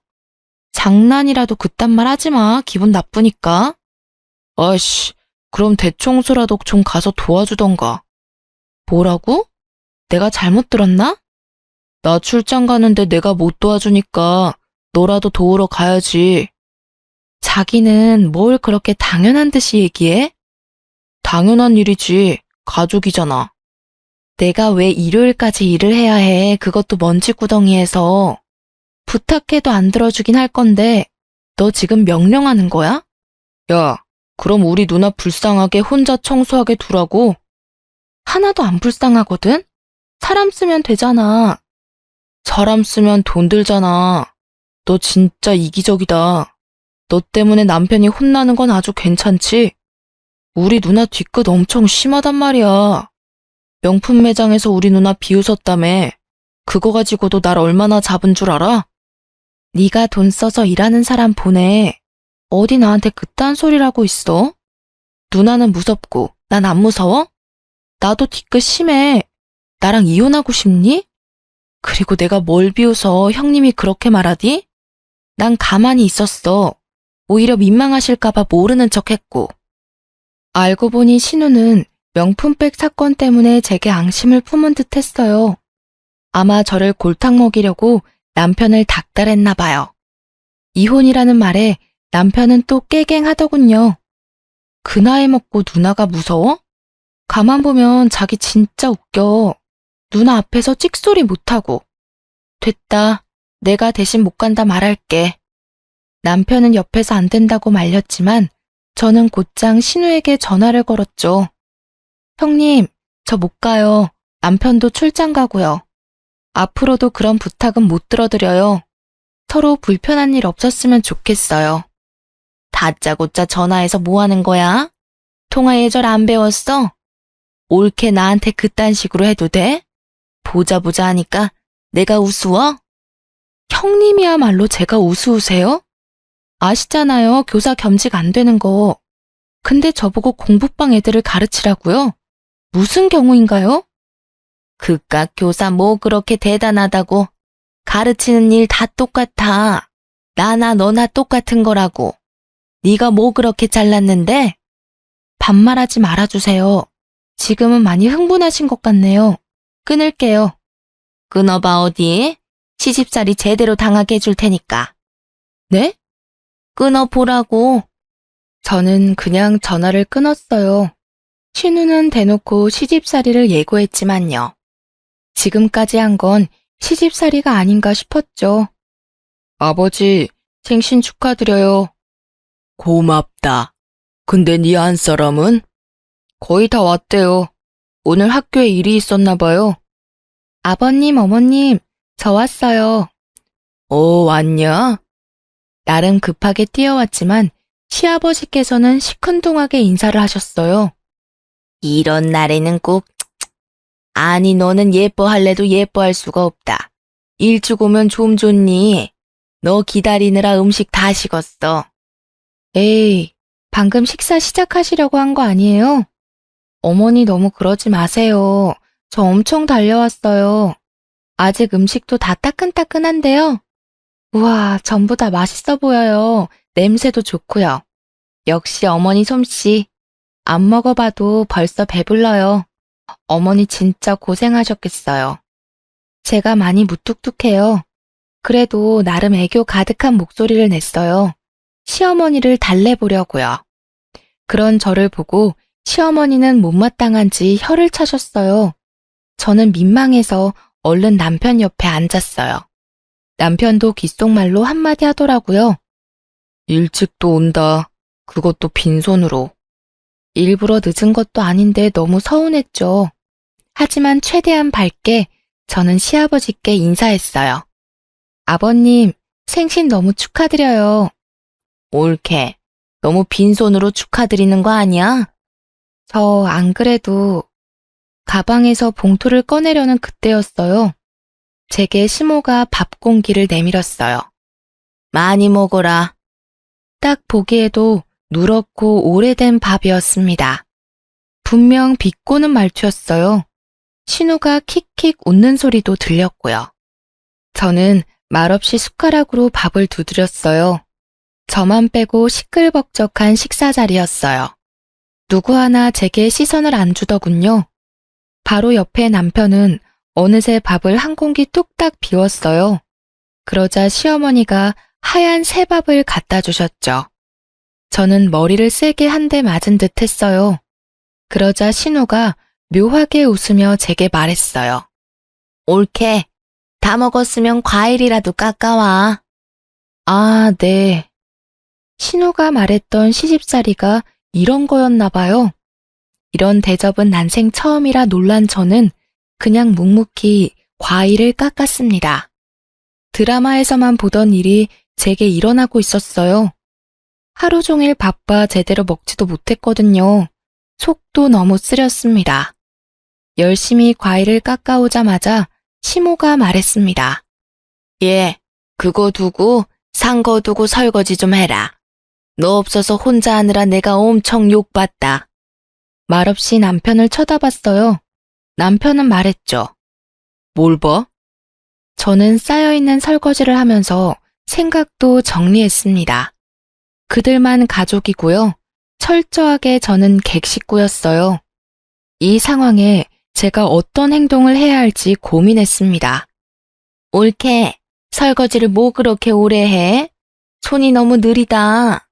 그렇게 굼떠서야 학교에서 애들은 제대로 가르치니? 그러게 말이다. 야물딱진 네가 교사를 했어야 하는데 하늘도 무심하시지. 엄마, 또 그 소리다. 내가 하기 싫어서 그만둔 거잖아. 신우는 옛날에 임용고시를 준비했습니다. 만약 붙었다면 저와 같은 교사였겠죠. 남편 말로는 계속 시험에 떨어졌대요. 그래서 공부방을 차린 거죠. 저는 빨리 집으로 돌아가고 싶었어요. 이 사람들이 저를 어디까지 모욕하나 싶었죠. 근데 옳게, 진짜 선물은 없어? 왜 빈손이야? 그 순간 나가있던 정신이 번쩍 드는 거예요. 남편이 준비했어요. 내가? 무슨 소리야? 분명 당신이. 자기가 준비했잖아. 며느리가 아니라 아들이 준비하는 게 맞잖아요. 시부는 이 상황이 언짢은지 방으로 들어가셨어요. 아니 얘, 웃긴다. 결혼했으면 네가 준비해야지 왜 남편한테 밀어? 두 분 여행 보내드릴 거예요. 남편이요. 야, 그게 뭔 소리야, 상의도 없이. 당황한 남편의 얼굴을 보고 저는 인자하게 웃었어요. 우리 이번에 매수했던 주식 3배 가까이 올랐잖아. 너 그걸 왜 여기서 말해? 어머, 그랬어? 아버지 있을 때 진작 말하지.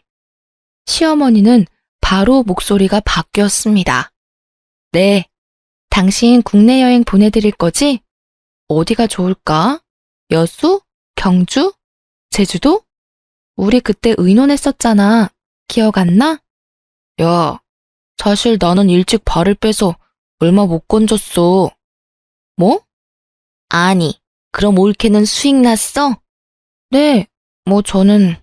됐네. 그러면 며느리가 보내주면 되겠네. 네? 제가 왜요? 뭐? 당연한 도리 아니야?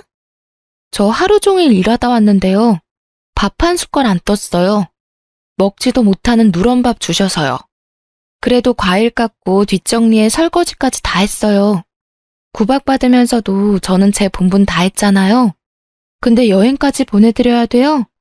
저한테 너무 많은 걸 바라시는 것 같아요. 제가 광기 어린 눈으로 말하자 시모가 주춤하더라고요.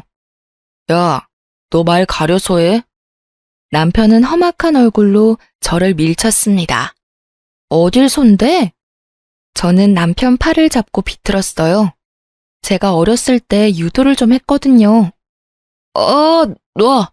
놔라고. 아프다고. 어머님, 이 사람 손버릇이 안 좋네요. 시모는 표정이 싹 바뀌며 말했죠. 아이고, 어쩐담? 내가 어제 퍼놓은 밥을 헷갈렸나 보네. 얘야, 말을 하지 그랬어. 내가 요새 자꾸 이런다. 서운했지? 점점 눈도 안 좋아지고 기억력도 안 좋아. 신우는 웬일로 말없이 눈치만 봤죠. 너 말은 그렇게 해도 보내줄 거면서 너희 시아빠한테 말해놓으마. 그리고 너희 녀석아, 어디 부인을 밀쳐? 하고 숟가락을 남편 머리를 내치더라고요. 엄마, 아프다고. 밥도 일부러 그렇게 줘놓고는 나보고 모르는 척하라며. 뭔 소리야 이게? 더 맞을래? 더 맞아야 정신 차릴래? 시모는 숟가락으로 계속 남편의 머리를 때렸어요. 생각 좀 해볼게요. 저는 뻔뻔한 시모에게 퉁명스럽게 대답했어요. 여보가 여행 경비 낼 거지? 응? 우리 엄마 한 번 삐지면 오래 삐진단 말이야. 왜 그런 말을 괜히 해가지고. 200만 원이면 돼? 어우, 충분하지. 너 어머님이 일부러 나한테 그딴 밥 주셨는데 아무 말도 안 하고 잘만 처먹더라? 야, 그래도 처먹는다가 뭐야. 내가 거기서 끼어들잖아? 상황 더 악화되는 거야. 그래서 모르는 척 한 거지. 너도 참. 다른 음식도 많았잖아. 다른 거 먹으면 되는 걸. 밥상머리에서 그러고 있냐? 이혼해. 뭐? 너 고작 밥 하나 때문에 이혼하자고? 싫어? 그럼 내 말대로 앞으로 할 거야? 뭘? 뭐 내가 어떻게 할까? 한 번만 더 나 그런 취급 받게 하잖아? 진짜 바로 이혼이야. 나 진지하게 말하는 거야. 네가 그러고도 남편이야? 됐고, 나 배고파서 싸울 힘도 없으니까 그냥 건드리지 마. 그리고 이번 휴가 당신이랑 가기로 했던 거 취소야. 나 엄마랑 휴양지 갈 거야. 내가 결혼하고 처음 만난 시아버지 생일이니까 200은 줄게. 선심 쓰는 거야. 뭐? 휴양지? 설마 넌 장모님이랑 해외여행 가고 우리 집은 국내 여행 보내주게? 200만 원? 장난하냐? 차별해? 공평하게 양가 어른 다 해외로 보내드려야지. 너 뭐가 그렇게 억울해? 차별? 우리 부모님이 널 구박 한 번 한 적 있니? 사위 온다고 상다리 부서져라 차리고 침구까지 새로 사서 세탁해 놓는 분들이야. 근데 시댁 식구들은 도대체 날 어떻게 생각한대? 한두 번도 아니고 날 뭐같이 취급하잖아. 난 내가 대접받은 대로 베푸는 거야. 자기네 식구들이 먼저 나 차별했어. 나도 똑같이 해야지 않겠어? 더 할 말 있어? 이혼 서류 도장 찍어서 들고 오면 얼마든지 들어줄게. 너 진짜. 당신 200도 필요 없구나? 아니야. 200만 원 주면 너무 고맙지. 그치? 알았으면 앞으로 나한테 잘해. 그렇게 남편과는 상황이 정리됐어요. 근데 신우가 또 전화와서 성질을 긁더라고요. 옳게. 훈이한테 들었어. 친정은 해외여행, 시댁은 국내 여행이라 훈이가 뭐라 했다며? 걔가 철이 없어, 그치? 걱정 마. 옳게 대신 내가 대신 한마디 했어. 근데 옳게. 요즘 물가도 많이 올랐는데 200만 원은 너무 작다. 통이 왜 이렇게 작아? 명품도 턱턱 잘 사면서. 아니 여행 가면 내가 우리 남편이랑 부모님 케어해야 하잖아. 옳게는 보나마나 같이 안 갈 거고. 우리 가족들까지 하면 한 400만 원 정도가 적당하지 않겠어? 형님, 무슨 소리예요? 제가 왜 형님네 식구들까지 여행을 보내드려요? 저 부자 아니에요. 어머님 100만 원, 그리고 아버님 100만 원 쳐서 드린 거고요. 형님 식구들 여행은 따로 가셔야죠. 그리고 만약 200만 원보다 돈이 더 들면요. 당연히 제가 아니라 남편이랑 형님이 부담하셔야죠. 뭐? 진짜 쪼잔하게 구네. 말 다 했어? 너 진짜 시댁 우습게 본다. 더 이상 말씀하시면 어머님께 전화해서 없던 일로 할게요. 정말 옳게는 말이야. 사람이 정이라는 게 없어. 알아? 네, 감사해요. 다행히 돈 앞에서는 아무도 저를 건들지 않더라고요. 200 주고 한동안 몸과 마음이 편안해졌습니다. 더 이상 남편도 군말 안 하고요. 하지만 남편과 시댁의 무개념은 그게 끝이 아니었습니다. 저희 아버지는 오랫동안 교직 생활을 하셨어요. 저는 가르침도 주식도 다 아빠께 배웠죠. 결혼을 해서도 하나뿐인 외동딸 사랑이 끔찍하셨어요. 결혼 전에 아빠는 제게 카드 한 장을 내미셨어요. 딸, 자, 비상용 카드. 에? 아빠, 이런 거 필요 없어. 안 받으면 아빠 너무 서운할 것 같아. 내가 오히려 아빠 드려야지. 결혼식 비용도 아빠가 다 보태줬잖아. 제가 모아둔 돈이 없는 건 아니었지만요. 아버지는 저 결혼할 때도 모아둔 돈을 절대 못 쓰게 하셨어요. 뭐든 다 해주고 싶지. 세상 다 주고 싶지. 그러지를 못하니 아빠 돈이라도 가지고 있으라고. 저는 감사했지만 아빠 카드를 절대 쓰지 않았어요. 세상에서 제가 제일 존경하는 아빠의 카드인데 하며 서랍에 고이 모셔놨어요. 그렇게 카드를 받은 것도 사실 잊고 있었는데요. 아빠가 전화가 오셨더라고요. 딸, 최서방이랑 소고기 외식이라도 거하게 했니? 무슨 소리야, 아빠? 많이도 먹었네, 우리 딸. 하여튼 소고기 좋아하는 건 알아줘야 한다니까. 다음에는 아빠랑도 먹으러 가자. 아니, 아빠, 무슨 소리예요? 나 집인데? 땡땡 소고기집, 네가 긁은 거 아니냐? 아이구야, 혹시 카드 잃어버렸어? 땡땡 소고기집? 분명 시댁 근처에 있는 고깃집 이름이었어요. 몇 달 전 남편이 서랍 속 카드 뭐냐고 물었던 기억이 떠올랐습니다. 그때 분명 아빠가 쓰라고 주신 카드인데 귀에서 못 쓴다고 답했어요. 아, 아빠, 내가 좀 이따가 전화할게요. 최서방이 카드를 헷갈렸나 봐요. 미안해요. 내일 입금해 드릴게요. 하필 카드가 똑같이 생겨가지고. 저는 아빠가 놀라실까봐 거짓말을 했습니다. 괜찮아. 너 쓰라고 아빠가 준 거잖아. 네 짝이 쓴 건데 뭐 어때? 근데 딸은 소고기 안 먹고 뭐 했어? 혼자 라면을 먹고 있던 저는 뜨끔했습니다. 아, 그게 나도 가려고 했는데 갑자기 일이 생겼었거든요. 아빠, 아무튼 내가 내일 다시 전화할게요. 그래. 뭔 일 없지? 없죠. 들어가세요. 저는 속이 부글거렸어요. 곧장 남편에게 전화했는데 안 받더라고요. 서랍을 열어보니 당연히 카드는 없었어요. 당신 회식이라며? 왜? 안 취했네? 조금 마셨어. 소고기 냄새도 난다. 오늘 간만에 기름칠했어. 그래? 70 정도 나왔겠네? 어떻게 알았어? 제 살벌한 눈빛을 보고 남편은 바로 실토했어요. 회식 아니고 누나 생일이라서 소고기 먹고 싶다는데 남동생이 그것도 계산 못하면 없어 보이잖아. 입금해. 응? 카드 쓴 만큼 당장 입금하라고. 언제 빼갔니?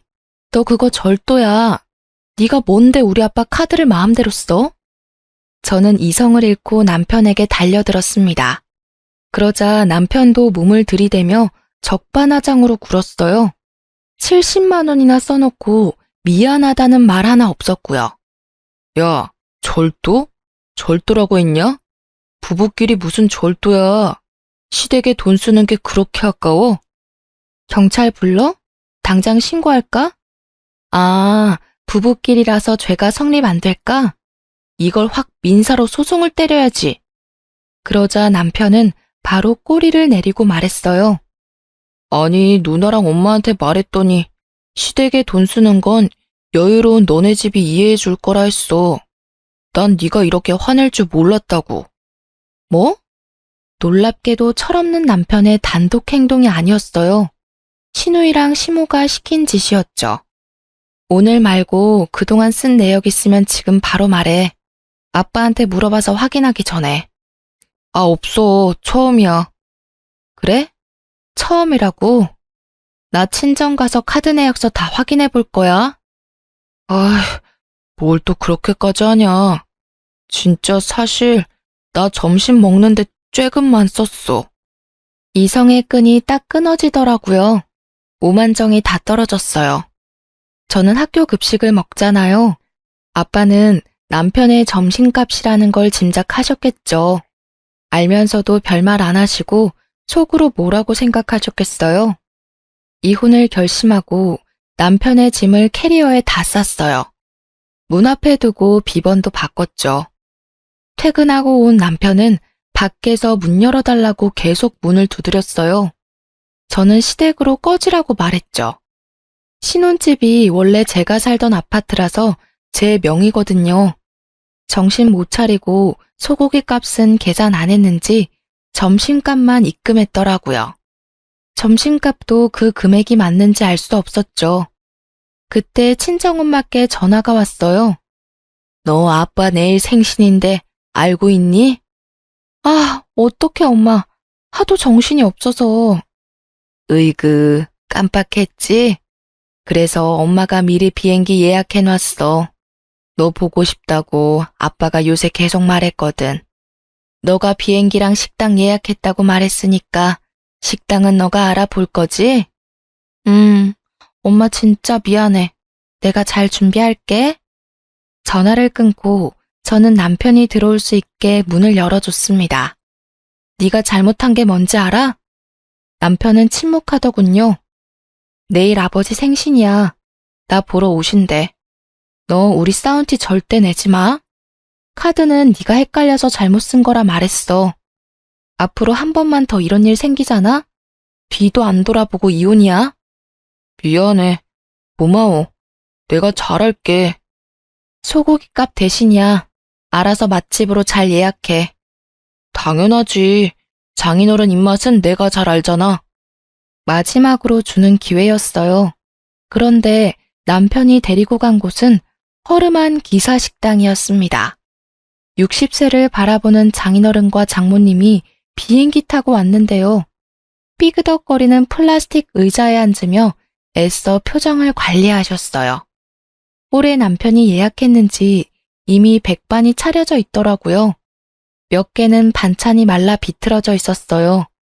분위기 파악을 못하고 신난 남편은 조잘됐어요. 여기가 TV에 나온 집이고 유명한 집이라고요. 저는 남편의 뺨을 그대로 날렸습니다. 인간이야? 네가 인간이야? 갑자기 왜 그래? 니네 누나는 우리 아빠 돈으로 소고기 처먹이고 우리 엄마 아빠는 여기 모셔? 친정 부모님은 슬픈 얼굴을 하시곤 저를 말렸어요. 엄마 아버지 옮겨요. 여기 아니야. 다른 곳에서 먹어요. 내가 아는 식당 여기 근처에 많아. 저는 뒤돌아 콩나물 무침을 그대로 남편 얼굴에 패대기 쳤어요. 그리고 식당 사장님께 가서 사과드렸습니다. 시끄럽게 해서 죄송합니다. 귀한 음식으로 어지럽힌 것도 죄송해요. 계산이랑 피해 보상하겠습니다. 부산에서 오신 아버지 생신인데요. 남편이 기사식당에 데려와서요. 미리 차려주셨는데 죄송합니다. 아가씨, 얼른 부모님 모시고 가봐. 으이그, 못났네, 못났어. 아주 부끄러운 줄 모르고 말이야. 계산은 예약한 사람한테 받아야지. 괜찮으니까 그냥 가세요. 기사식당 주인 할머니께서는 제 편을 들어주셨어요. 남편을 보고 혀를 차셨죠. 정말 쥐구멍이라도 숨고 싶었어요. 제가 이런데 부모님은 오죽하셨을까요? 한정식 집에서 한참을 두 분 다 말씀이 없으셨어요. 생신이신데 불편해서 식사도 제대로 못하셨죠. 친정엄마께서 어렵게 말문을 떼셨어요. 너무하네. 최서방도 참. 내가 돈도 빌려줬는데 그 돈은 어디다 다 쓰고는. 장인어른 모시는데 기사식당을 예약해? 그게 무슨 말이야, 엄마? 금방 갚는 데서 3달 전에 빌려줬는데 아직 아무 말 없네. 아빠도 알고 있으신지 엄마에게 말하지 말라고 고개를 저으셨죠. 얘도 알 건 알아야죠.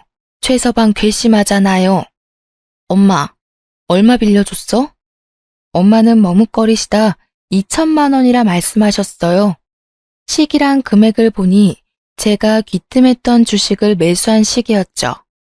남편은 더 끌어모을 현금이 없어 친정엄마께 돈을 빌린 거였어요. 부모님은 식사만 하시고 다시 부산집으로 내려가셨죠. 호텔이라도 예약해 드린다니까. 아니야, 너 지금 마음 복잡한데 우리는 집에 가 있을게. 딸, 괜찮아? 엄마와 아빠는 제 걱정뿐이셨어요. 저 이혼할까 해요. 그러자 두 분은 말없이 저를 안아주셨습니다. 집으로 돌아간 저는 남편에게 따지지도 않았어요. 오히려 차분해졌죠. 2천만 원 이야기 들었어. 여보, 그게... 갚아. 딱 일주일 준다. 자기야, 나 지금 돈 없어. 식당도 내가 미안해. 생각이 너무 짧았어. 돈은 없고 최대한 맛집으로 찾은 거였는데 차라리 솔직하게 자기한테 예약해달라고 말할 걸 후회했어.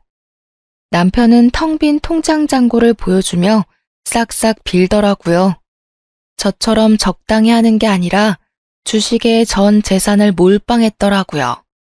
아마 제 돈을 쓰면 된다고 생각했겠죠. 일단은 꼴도 보기 싫어서 남편에게 시댁에 가 있으라고 했습니다. 처분을 기다리라고 한 거죠. 남편은 또 용서할 줄 알고 얼굴이 피더라고요. 경제관념도 없고 개념도 없는 남편과 시댁, 지긋지긋했습니다. 남편이 시댁에서 출퇴근을 한 지 일주일쯤 지났고 저는 시댁과 시누이에게 전화했습니다.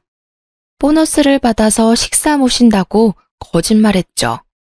신우랑 시모는 당연히 남편이랑 싸운 걸 알고 있었어요. 화해하기로 했냐고 좋아하더라고요.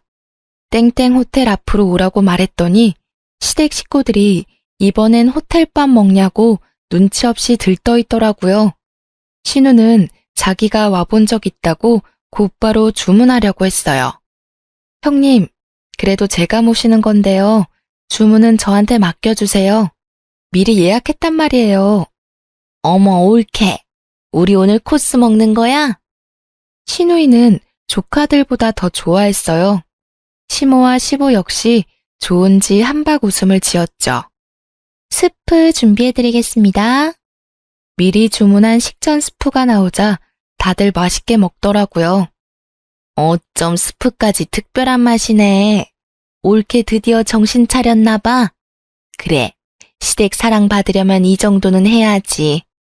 그동안 옳게 우리한테 너무 정없고 딱딱했던 거 알지? 괜찮아, 우리가 다 이해해. 이제 종종 이런 자리 가지자. 너무 좋네. 남편은 지은 죄가 있어서 안절부절 제 눈치를 봤습니다. 저는 신우에게 말없이 빙그레 웃어줬어요. 스프를 다 먹은 지 꽤 돼서 그릇이 말라붙고 있었어요. 다음 메뉴가 너무 늦어지자 다들 표정이 어두워졌습니다. 시아버지는 불편한 헛기침을 했죠. 그러자 시모가 말했습니다. 아니 얘, 음식이 늦어도 너무 늦다. 말해야 하는 거 아니냐? 시모는 저를 닥달했어요. 저는 기다렸다는 듯이 자리에서 일어났습니다. 옳게, 내가 말할게. 앉아, 교양 없어 보여. 엄마, 아빠, 여기 호텔이잖아요. 하나하나 준비하면 시간 좀 걸려요. 저기요? 저는 그만 웃음이 터져버렸죠. 맛있게 드셨어요? 이제 다 드셨으면 일어나야죠. 무슨 소리야, 옳게. 우리 스프밖에 안 먹었는데. 네, 제가 스프만 예약했으니까요. 왜요? 더 드시게요? 기다려도 뭐 더 안 나와요. 스프는 제가 계산 다 했고요. 드시고 싶음 알아서 더 주문해서 드세요. 여기 스테이크 맛있거든. 당신이 주문해드려. 근데 괜찮아? 여기 엄청 비싸. 자기 알거지잖아. 남편은 울그락불그락한 얼굴로 제게 말했습니다. 너 지금 뭐 하는 거야? 1억이야? 진짜 이런다고? 내가 다 사과했잖아. 아버님, 어머님, 어떡해요? 그이가 돈이 없대요. 그래도 제 덕에 호텔에서 스프도 드시고 아주 호강하시네요. 조카들은 배고프다고 징징거리기 시작했어요. 엄마, 스테이크 먹는다며. 배고픈데 언제까지 기다려? 조용. 잠시만 기다려. 비싸면 얼마나 비싸다고? 신우는 메뉴판 금액을 보고 놀라서 닫았어요. 그러더니 제게 소리를 꽥 질러댔습니다. 옳게. 아니야. 보자 하니까 너 지금 뭐 하는 짓이야? 어른들 여기까지 다 불러서 말이야. 지금 장난해? 시모도 가격 보고 놀라 주섬주섬 우는 조카들 옷을 입혔어요. 시부도 기가 찬 얼굴로 저를 바라보더니 나갈 채비 하더군요. 사람들이 쳐다보니까 창피했겠죠. 저는 창피도 모를 만큼 통쾌했어요. 호텔 직원은 금방 달려와 신우를 저지했습니다. 죄송하지만 손님, 레스토랑 내에서 소란 피우시면 안 됩니다. 아니, 있어봐요. 야, 너 이리 와. 저는 차분하게 말했습니다. 왜요? 기사 식당보다 낫잖아요. 아, 저희 아빠 얼마 전 생신이셨거든요. 부산에서 비행기 타고 올라오셨는데 글쎄 남편이 기사 식당을 데리고 갔어요. 다들 제 친정아빠 돈으로 공짜 소고기도 잡수셨잖아요. 사실 여기 스프값도 당신들에게 쓰기엔 사치죠. 안 그래요? 레스토랑 손님들이 저희를 보고 수군거리기 시작하고 신우는 분이 안 풀리는지 제 머리채를 잡고 뺨을 때렸어요. 결국 경찰이 오고 상황은 종료됐습니다. 네, 그렇게 제 복수는 짧고 굵게 끝났어요. 똑같이 머리채를 잡고 싶었지만 참고 우아하게 복수했어요. 고소장을 보내고 며칠 뒤 시모가 전화와서 싹싹 빌더라고요. 아유 며느라, 마음 넓은 네가 이해해라. 이 나라의 한 교사잖니. 이런 일에 너도 엮여서 얼마나 힘들겠니? 내가 미안하다. 내가 무릎 꿇고 빌면 용서해 주겠니? 형님한테 직접 전화하라고 하세요. 저는 냉정하게 말하고 끊었죠. 신우이는 계속 연락이 없었어요. 피해자 조사받을 때 합의도 없고 취하도 안 해줄 거라 말했죠. 그제서야 신우는 절 찾아와 쉽게 무릎 꿇더라고요. 미안해 옳게. 내가 진짜 잠시 정신이 나갔어. 우리를 그렇게 챙겨줬는데 정말 미안해. 고소 취하해주면 안 될까? 에이, 조카들도 좀 생각해줘. 그 와중에 같이 온 남편은 너 이혼하면 교사 이미지 안 좋다고 한마디 했죠. 그러자 신우는 망설임 없이 남편의 뒤통수를 갈겼어요. 네가 문제야, 네가. 내가 뭘? 날 왜 때려? 사이 좋은 남매 꼴 보니 너무 즐겁더라고요. 우리 엄마한테 빌린 2천만 원도 안 갚잖아? 그럼 너도 곧 고소할 거야. 형님은 좀 생각해 볼게요. 고마워, 올케. 내가 정말 하라는 거 다 할게. 일단 이 사람한테 이혼 도장부터 받아주시면 돼요. 신우는 알겠다고 눈물 콧물 흘렸습니다. 저는 평화롭게 교사 생활을 하면서 잘 지내고 있어요. 당연히 이혼하고 2천만 원도 돌려받았습니다. 신우는 고소취하해주는 대신 합의금 1,000만 원 받았어요. 시댁에 그만한 돈도 없는지 공부방 보증금 빼서 줬더라고요. 전 남편은 가진 주식 하나씩 다 폭락해서 망나니처럼 산대요. 그리고요, 얼마 전 지인 결혼식 갔다가 뷔페에서 옛 신우를 만났어요. 누구 결혼식에 온 건지 애들 둘까지 데리고 와서요. 며칠 굶은 것처럼 음식을 산더미처럼 쌓아서 먹더라고요. 저는 모르는 척 멀리 떨어져 앉았죠. 그러다 남편의 조카들이 절 알아봤는지 크게 소리쳤어요. 저 사람 우리 숙모 같은데? 엄마, 저기 숙모야. 이것들이 조용히 해. 숙모는 무슨, 너네 숙모 없어. 전 시누이는 뒤늦게 저를 봤나 봐요. 급하게 아이들 데리고 사라졌습니다. 그런 모습 보니 통쾌하기도 하고 겨우 저런 사람 때문에 내가 힘들었구나. 기분이 묘하더라고요. 아, 저는 얼마 전에 가족끼리 태국에 다녀왔어요. 아빠까지 셋이서 야무지게 놀다 왔습니다. 외동딸이 이혼해서 부모님이 속상하실 줄 알았는데요. 오히려 두 분 다 금방 잊으시더라고요. 지금은 저랑 있는 시간이 늘어나서 더 좋아하시는 듯해요. 그리고 이혼했는데 선짤이랑 소개팅짤이 여전히 들어오네요. 예전에는 선이나 소개팅이 정말 싫었거든요. 근데 지금은 조건이랑 집안 맞는 게 굉장히 중요하다고 생각해요. 좋은 사람 있으면 재혼할 생각은 물론 있어요. 대신 외모를 따지기보다 마음과 인성을 천천히 알아가려고요. 당분간은 솔로 생활 즐길 거예요. 제 긴 사연 같이 들어주셔서 감사합니다.